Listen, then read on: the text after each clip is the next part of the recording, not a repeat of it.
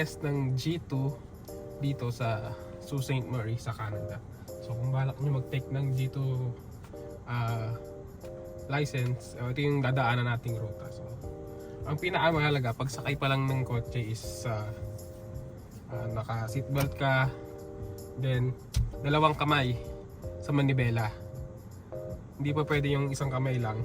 So mag-iisang kamay ka lang kapag kakambyo ka dahil naka-automatic naman tayo. So huwag mong aalisin yung kamay dito sa manibela, dapat laging dalawa. Okay? Tapos so bago tayo umalis, kailangan mo munang mag shoulder check.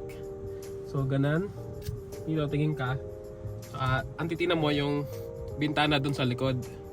So OA mo talaga yung kilos mo. So ganyan, dapat makikita nung instructor na gumagalaw ka, nag-shoulder check ka. Kasi pag hindi, i-mark nyo na hindi ka nag-shoulder check. So ayan, kahit mabali na yung leg mo, i-OA mo yung matindi. Yan, signal syempre. Shoulder check. Liko. So dito sa lugar na to, maximum speed dito ay 20. Kasi nasa loob ka ng parang establishment. So 20. Ito yung ruta na yan, hindi naman nababago. Palaging ito yung pinupuntahan ng ruta. So pagdating sa stoplight, sa stop sign, stop, tapos signal. Hintay ka mawala. Pag safe, syempre shoulder check, pasok. I-OA mo talaga. Kasi dapat OA yung magalaw. Yan, stoplight. Tapos sasabihin ng instructor na mag-right ka, signal light ng right, OA na shoulder check. Talagang dapat baleleeg mo kung baleleeg. Yan. Tapos ang speed limit dito ay 50. Dapat nakakaabot kayo ng 50. Kasi pag mabagal ka, ibabagsakan nila. Sabihin, hindi mo na-hit yung maximum speed limit na 50. Dapat hindi ka tataas doon at hindi ka rin masyadong mabagal. Yan. Dito tayo left turn yan, sasabihin sa'yo dito sa left. Yan. So yan, stoplight, naka red. Pag sa stoplight, syempre na-stop. Kuwari nag-observe ka. Yan. So priority yung mga unang yung nakadiretso to, tapos sa kaliliko pag syempre shoulder check. Huwag na magkakalimutan ng shoulder check at signal light. Sabihin siya, diretso ka lang. Yan, sareta. Yan. Pagdating dito, sabihin sa'yo magle-left turn. Right turn ka. Right. Shoulder check.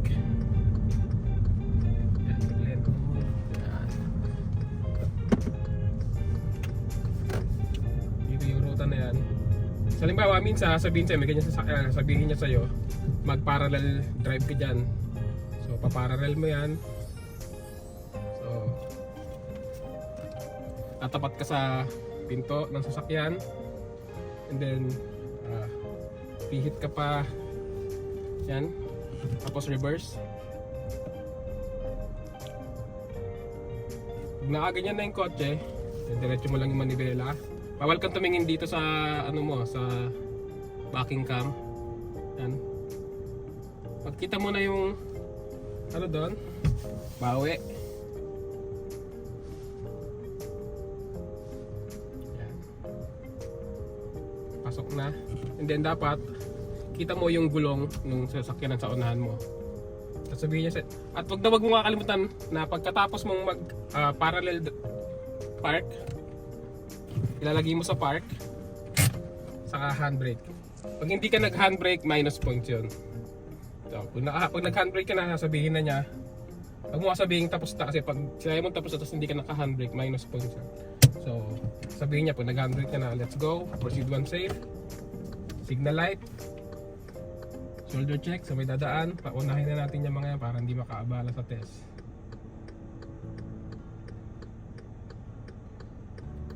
Shoulder check, proceed one safe. Laging left and right yung shoulder check, ha. Di bali ng parang masiraan ka ng ulo, kababali ng leg mo. kaysa bumaksa ka. Diretso, sabihin niya sa'yo magaling ito, right? So, syempre, signal light, then shoulder check.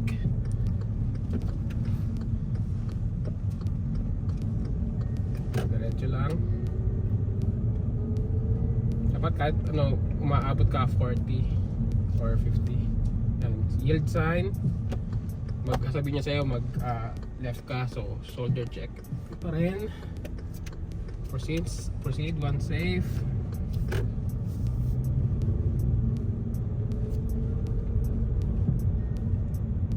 Tapos huwag kang lalapit masyado sa mga sasakyan. Ayaw nila na lumalapit ka na parang na near miss. So may stop sign. So pagdating dito sa stop sign, sabihin niya mag right ka. So stop ka sa stop sign. Mga 3 seconds, bilang ka ng 1,001, 1,002, 1,003 pag safe. Sa kapapasok, syempre shoulder check. Kada liliko ka, shoulder check.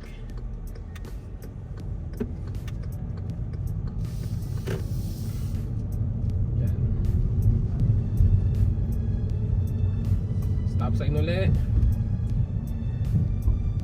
Stop ka for 3 seconds.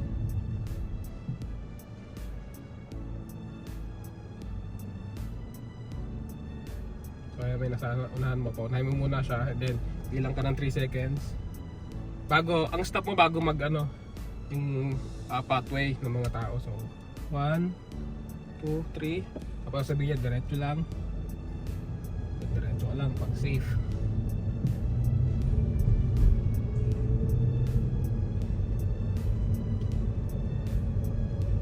Diretso ka lang.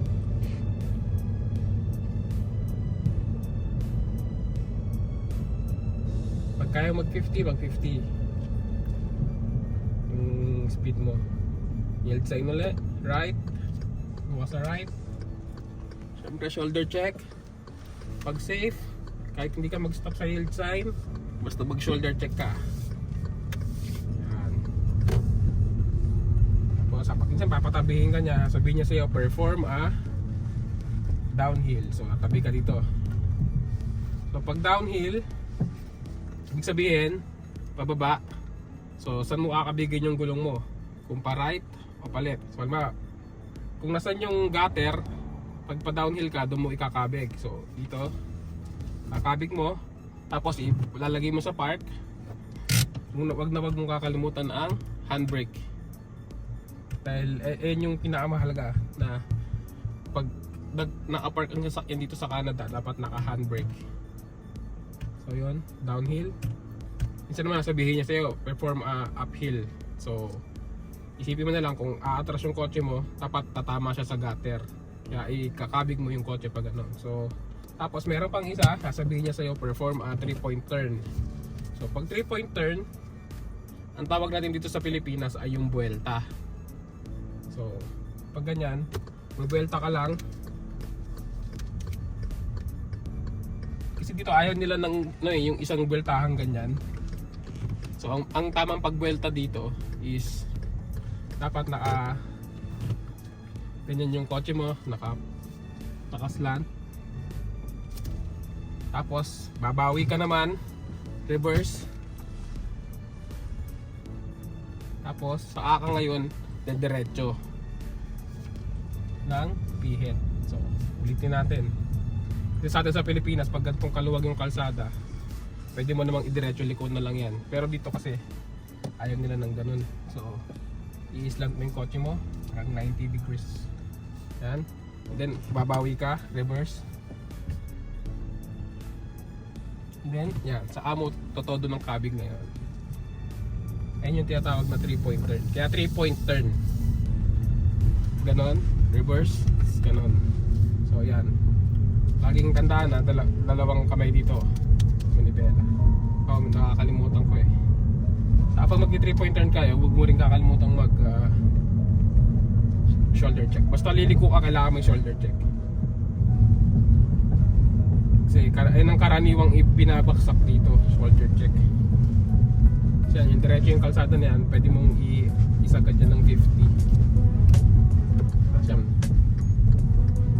sasabihin niya sa'yo, turn right. So dahil naka red,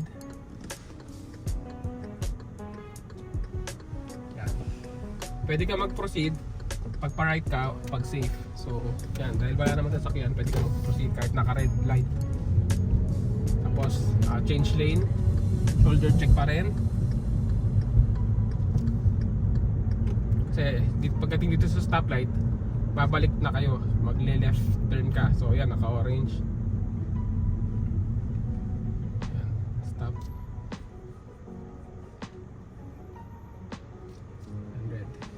Basta wag na wag mong aalisin ang kamay mo dito sa manibela.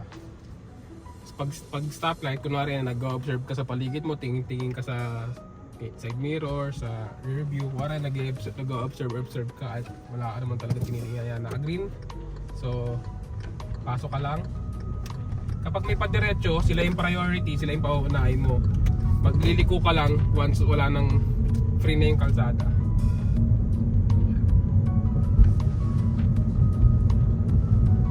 Maximum speed limit 50. Pwede mong iabot hanggang 50. Baling medyo mabilis, wag lang mabagal. Ayaw nyo mabagal. Kung ano yung speed limit, dapat ay hindi yung speed mo. Pag sinabing 50, dapat 50 rin yung takbo mo. Pag sinabing 40, dapat 40 yung takbo mo. Pag 60, gusto nila 60 rin yung takbo. Dito sa Sault Ste. Marie, usually naman ang speed limit dito 40-50 lang.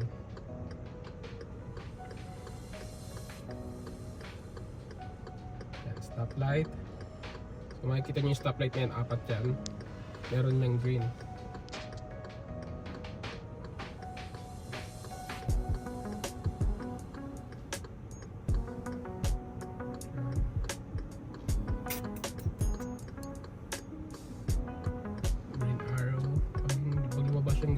Tayo ang priority. Pero kapag hindi lumabas ang green arrow, ang priority magdiretso. Yan, may green arrow, kaya tayo yung priority. Shoulder check. Iko.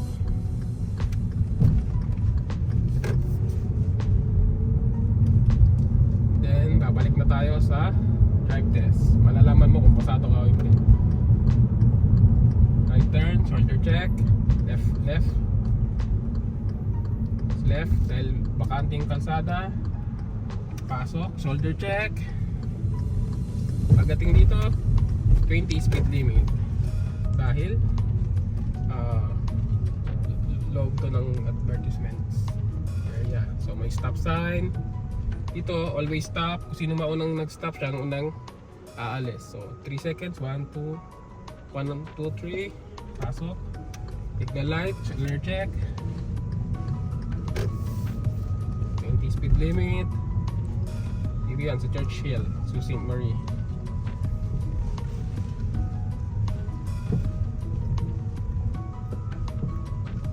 Shoulder check. Sabihin nyo sa'yo, pumarada ka dyan kahit saan. Siyempre marada ka dito sa harap. Pag mo nang palayuin yung paglalakad nya.